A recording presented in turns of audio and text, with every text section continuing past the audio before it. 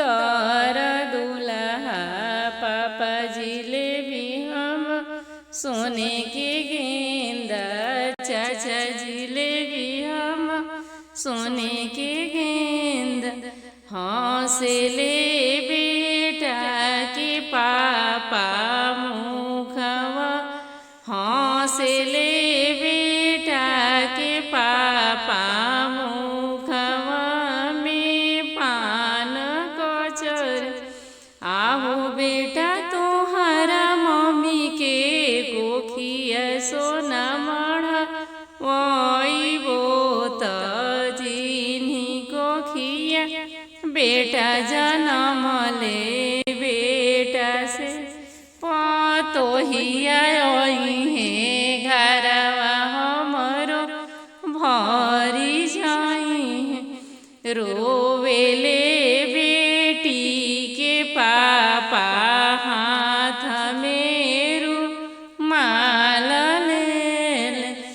आहो बेटी तोहरा मम्मी के कोखिया भूसा मढ़वई बोत जिन्हीं कोखिया बेटी जन्म ली।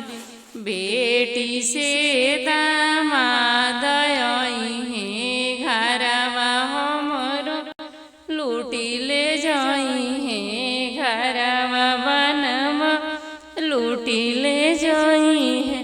हौसले बेटा के चाचा मुख में पान कचर सुआ हो बेटा तोहरा मम्मी के कोखिया सोना मढ़वई बोत जिन्हीं कोखिया बेटा जन्म ले बेटा से पतोह है घरवा हमरो भरी जाई है। अन्न धन भरी जाई है घरवा गृह लक्ष्मी आई है। एक ओरी समाधि जी बैठले एक ओरी बेटी के पाप।